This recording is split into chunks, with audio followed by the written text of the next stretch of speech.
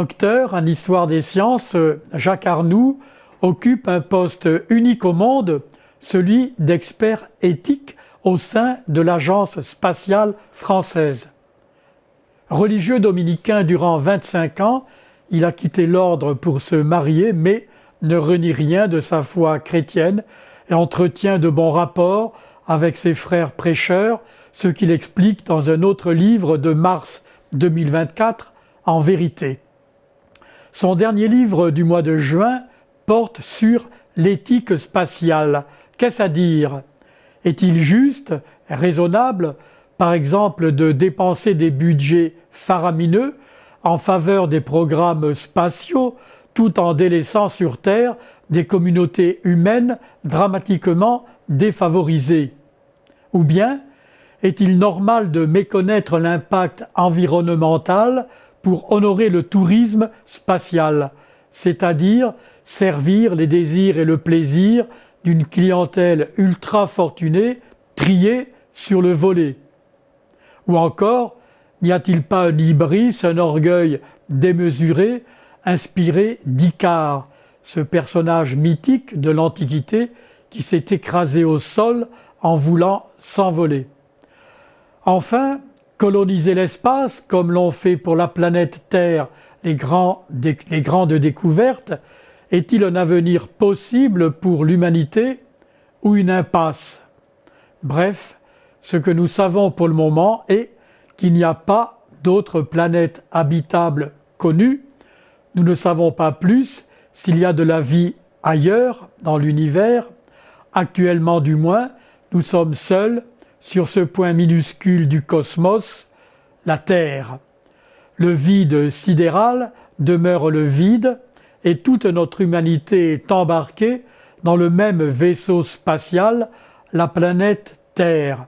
Pas de vaisseau B, pas de plan B dans l'état présent des connaissances, pas d'autre planète réelle porteuse de ce miracle extraordinaire et mystérieux qu'est la vie.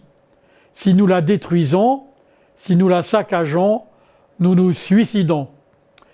Jacques Arnoux raconte aussi l'histoire de la conquête de l'espace, pure fiction à l'origine.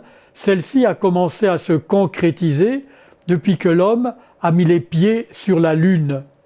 Petit à petit, au début, mais extraordinaire exploit ensuite, jusqu'à l'exploration par l'astromobile de la planète Mars en août 2012. Pourtant, les questions éthiques persistent.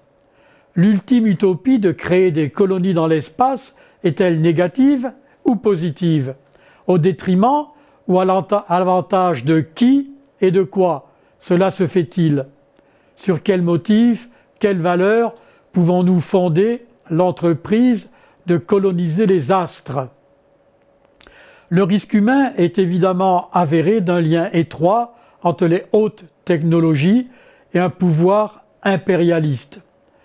La technologie n'est jamais neutre, mais toujours dépendante de telle ou telle idéologie humaine.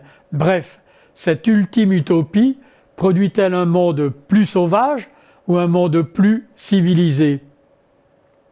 Jacques Arnoux nous fait ainsi réfléchir sur la grandeur et les limites de l'aventure extraterrestre. Nous rencontrons avec lui les penseurs et les personnages qui ont marqué cette histoire, de Thomas More au XVIe siècle à Jeff Bezos et Elon Musk au XXIe siècle, et nous connaissons avec les dernières élections aux USA l'importance de ce dernier. Arnoux précise que cette aventure interroge notre foi chrétienne, foi qui parle aux modestes humains que nous sommes, foi qui nous interroge sur l'immensité temporelle et spatiale de l'univers. J'ajouterai dans notre responsabilité humaine qu'il y a toujours ici, dans notre espace extraterrestre, à nous interroger sur nos droits et nos responsabilités, et dans notre foi chrétienne, à chercher sans cesse l'humain et toute la création qui sont sauvées et à sauver sans cesse. Telle est la foi chrétienne. Merci beaucoup de votre écoute. À bientôt, au mois prochain.